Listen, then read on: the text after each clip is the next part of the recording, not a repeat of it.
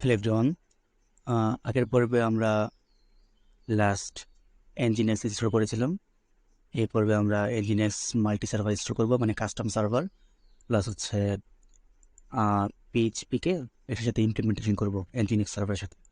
তো শুরু করা যাক। প্রথমে আমি পিএইচপি ইনস্টল করে নিচ্ছি। nginx সার্ভার যেহেতু ইনস্টল করা আছে, আমি একটু চেক করে নিই সার্ভারটা ঠিক আছে কিনা। আমার লোকাল হোস্টে রাখছি, হ্যাঁ ঠিক আছে। তো আমি পিএইচপি ইনস্টল করে নিচ্ছি। sudo apt install. আগের পর্বে দেখেছিলাম যে আমাদের পিএইচপি ভার্সন ইনস্টল করা নেই, এখন পিএইচপি আমরা ইনস্টল করবো। পিএইচপি 7.4। আমার sudo পাসওয়ার্ড আছে। আচ্ছা, আমার পিএইচপি ইনস্টল করা আছে দেখা যাচ্ছে। পিএইচপির সাথে কিছু ডিপেন্ডেন্সি এবং প্যাকেজ থাকে, ওইগুলো আমি ইনস্টল করবো, মুখস্থ নেই। তো আমি আমার গিটহাবে চলে যাচ্ছি। আমার মানে রেডিমেড তৈরি করে আছে স্ক্রিপ্টগুলা। শেয়ার কোড,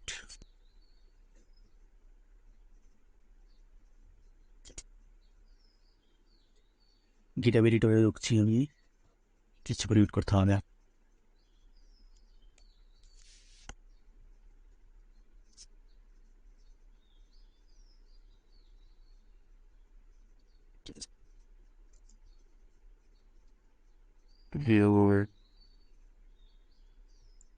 পিএইচপি ইনস্টলের জন্য 7.4 দেখেছে অত সময় কাজ করে না, তো তাদের জন্য এই কমান্ডটা কপি করে নিতে হবে, মানে রিপোজিটরিটা, যে প্যাকেজটা, মানে উবুন্টু যে প্যাকেজ সিস্টেম আছে ওইখান থেকে দেখেছে অনেক সময় পায় না।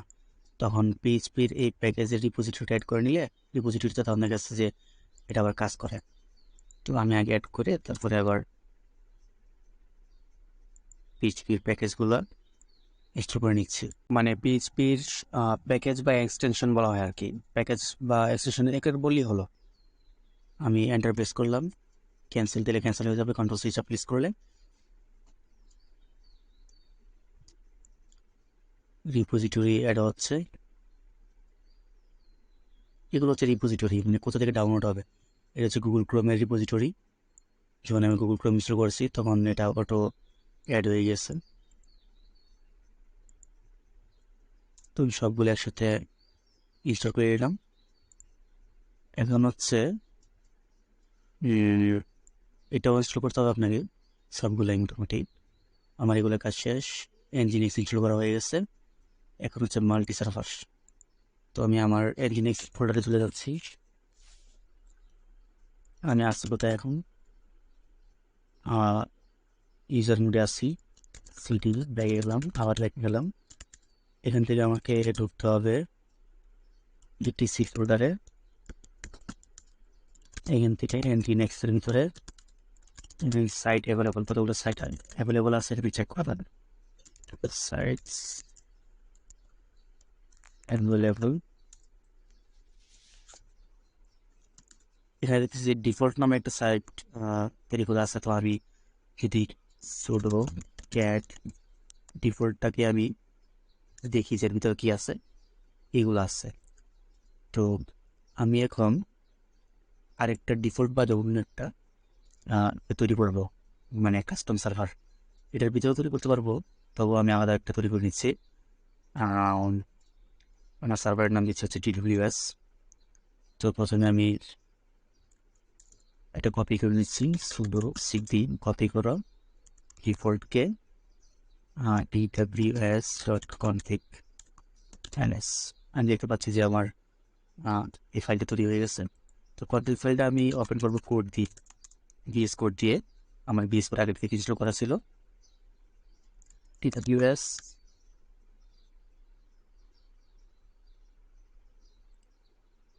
তো এখান থেকে আমি কিছু ইনফরমেশন চেঞ্জ করে নেব।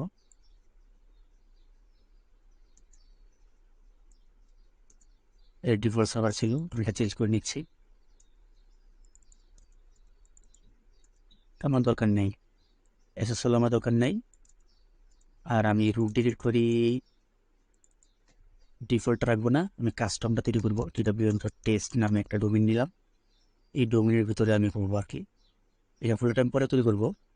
এবং আমার index.php-কেও আমি ইনক্লুড করে নিলাম, আমি আগেই করে দিয়েছিলাম। তারপর সার্ভার নেম দিব হচ্ছে আপনার tws.test tws.test, আর এখানে পিএইচপিটাকে আমি কমেন্ট আউট করে দিচ্ছি, ফার্স্ট জিআই কমেন্ট আউট। আর হচ্ছে PHP 7.4 যেহেতু আমি ইউজ করতেছি, তো আমি 7.4টাকেই রাখলাম। আর এটাকেও আমি কমেন্ট আউট করে রাখতে পারি, এটা দরকার করতে পারে বললাম। আর এই কমেন্টগুলো আমার দরকার নেই আপাতত, আমি ডিলিট করে দিচ্ছি।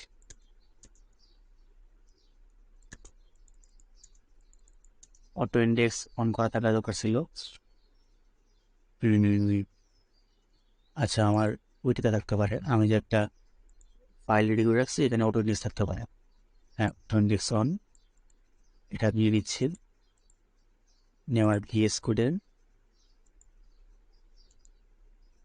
এটা এখানে ইনক্লুড করে দিলাম।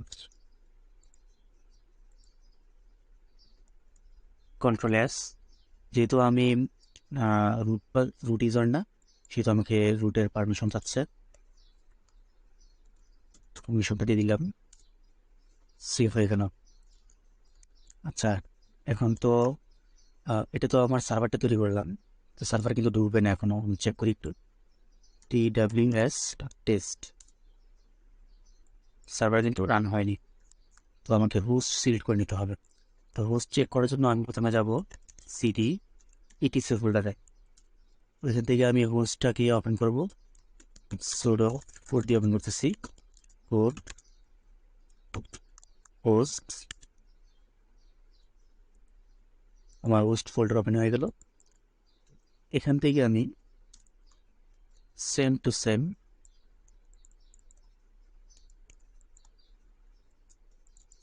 tws.test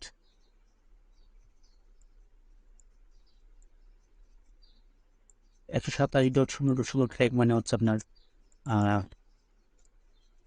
সরি tws.test, এখানে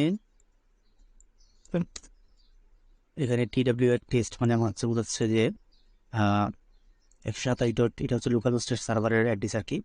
তো এটা লোকাল হোস্টের বদলে আমাদের এটা লিখলেও চলে বা লিখেছিল, তো আমি ওই আইপিতে মানে লোকাল হোস্টের আইপিতে আমি TWS ডোমেনটা ইন্ডিকেট করে দিলাম হোস্ট হিসেবে। মানে ডিএনএস আমাকে চেক করতে হবে না, মানে এটা ডিএনএস এর মতোই ধরতে পারেন, আমার লোকাল ডিএনএস এর মতো।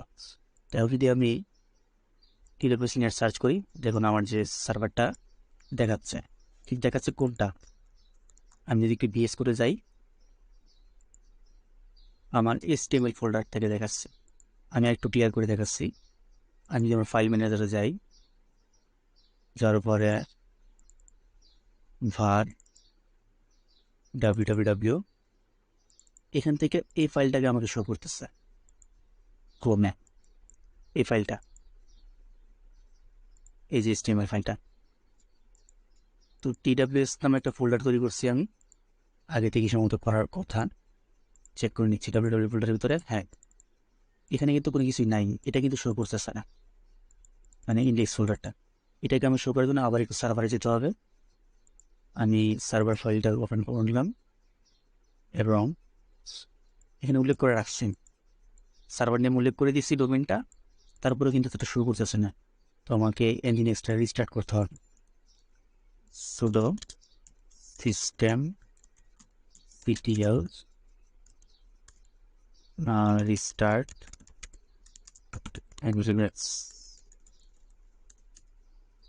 সরি। আর আমি তো সাইটের কনফিগারেশন করলাম, কিন্তু সাইটটাকে আমি লিঙ্ক করি না। সাইট অ্যাভেলেবল মানে হচ্ছে কতগুলো সাইট তৈরি করা হয়েছে, আর সাইট এনেবল মানে কতগুলো সাইট এনেবল করা আছে, রান চলতেছে অলরেডি, আমাকে সাইটটা রান করতে হবে। আমি সিডি nginx ঢুকলাম, এখানে যদি দেখি যে সাইট অ্যাভেলেবল আছে দুইটা, এটার ভিতরে আমরা যেটা তৈরি করছিলাম এখানে ওইটা ডিফল্টের ভিতরে আমরা যেটা কপি করছিলাম। তো আমি সাইটস অ্যাভেলেবল যাই, এখান থেকে দুইটা তৈরি করে আসতে যদি বের হই, সাইটস এনেবলের এখানে একটাই আছে, এখন দুইটা হয় না, দুটো লিঙ্ক করতে হবে। সিডি sudo লিঙ্ক সিম্বল থাকে আমি ইটিসি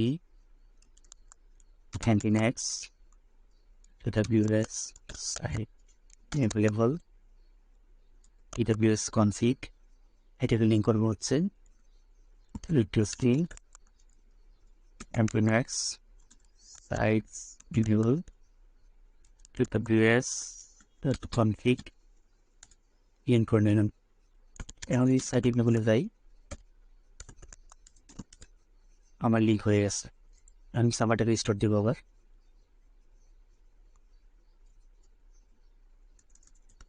ctl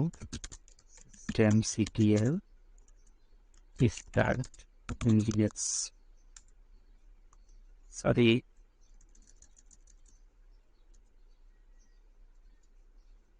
কিছু একটা সমস্যা হচ্ছে, আমি চেক করে নিচ্ছি।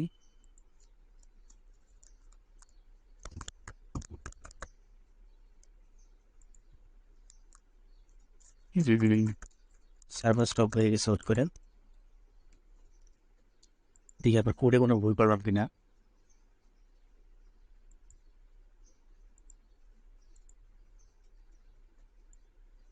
লিসেন টেস্ট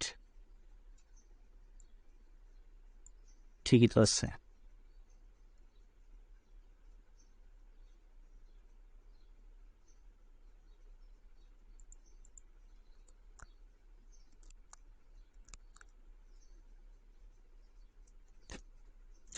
সার্ভারটা স্টপ করে নিচ্ছি, আবার স্টার্ট করতেছি।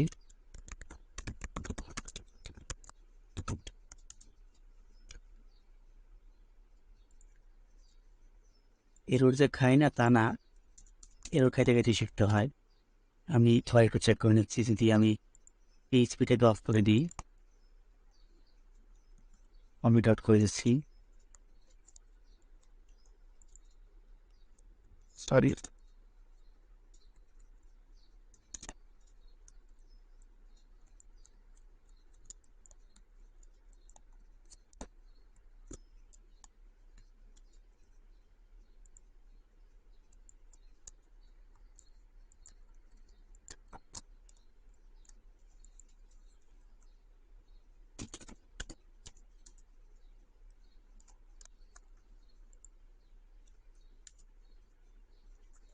এখন একটু চেক করি।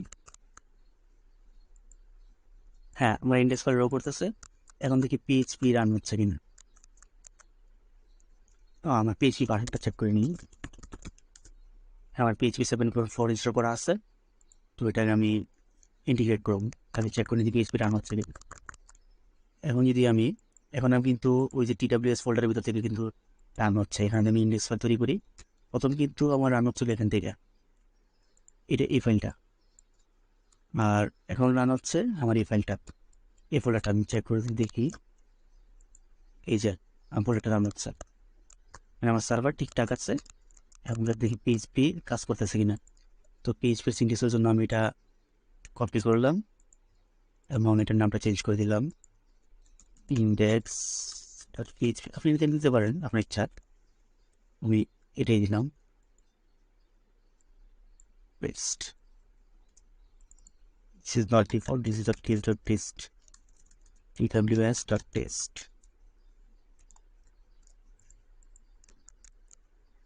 আমি কিন্তু একটা ফোল্ডার ক্রিয়েট করার কথা আমি ভুলে গেছি আপনাদের বলতে, সেটা হচ্ছে সিডি।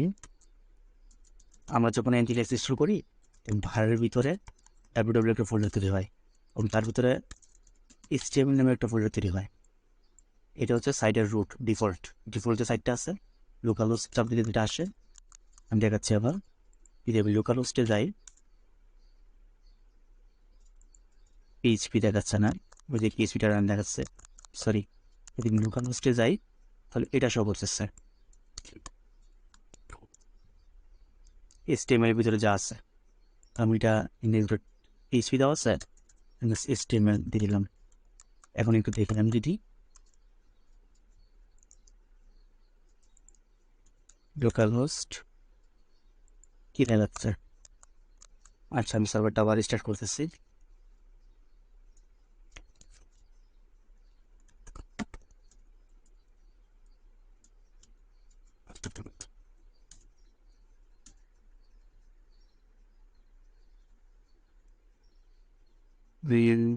স্টার্ট হয়েছে, ডাউন হচ্ছে কি লোকাল হোস্ট ডাউনলোড হচ্ছে, হোক দেখি কি ডাউনলোড হয়েছে, সেটা তো দেখা দরকার।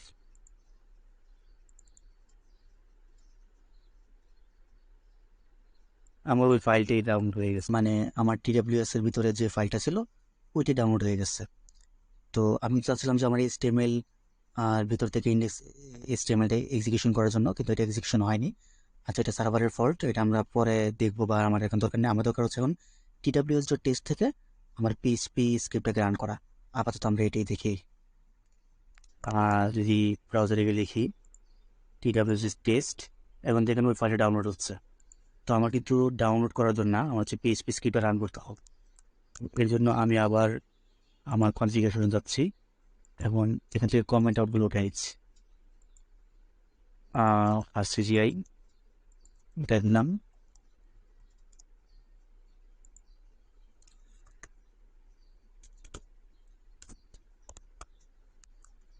সার্ভারটাকে আবার স্টার্ট দিলাম।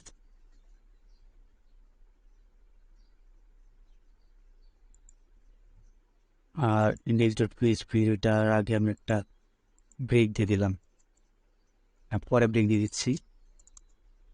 আর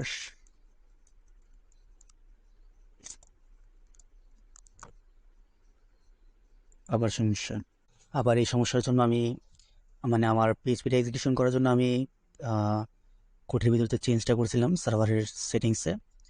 তো আমি দেখছি যে আমার ইঞ্জিনের সার্ভারটা কাজ করছে না। তো আমি আবার একটু চেঞ্জ করে দেখি। তো এখন কী করা যায়, প্রথমে আমি আমার কনফিগারেশন ফাইলে গেলাম এবং এটাকে কমেন্ট অন করে দিলাম। এখানে একটা ভুল করছি, আমাকে সিজিআর ইনক্লুড স্নিপেটটা কমেন্ট আউট করতে হবে। আর এটাকে কমেন্টের ভিতরে ঢুকাই দিলাম এবং রিফ্রেশ সুডো আমি পাসওয়ার্ড দিয়ে এটাকে আবার সেভ করে নিলাম এবং সার্ভারটাকে আবার রিস্টার্ট করলাম। আর আমাদের যে ডিফল্ট সার্ভারটা ছিল ওইটা আমরা পরবর্তীতে চেঞ্জ করতে পারবো, এটা সমস্যা নেই। আশা করি এখন সার্ভারটা কাজ করবে। আমি সার্ভারটা আবার রিস্টার্ট দিলাম, দেখতেছি যে আমার আগেরটাই আসছে, মানে আমি যে কোডটা রান করছিলাম বেস করে গেলাম, যে PHP স্ক্রিপ্টটা আছে ওটা সুন্দরভাবে রান করছে। এখানে ব্রেকের পরে আমাকে ক্যালকুলেশন করে রেজাল্টটা শো করতেছে। তো এটুকুই। আর ডিফল্ট যে সার্ভারটা ছিল লোকাল হোস্টের মানে HTML এর ভিতরে, ওইটা আমরা পরে দেখতেছি। তার সাথে ওয়ার্ডপ্রেস ইনস্টল করা ট্রাই করবো। ধন্যবাদ সকলকে।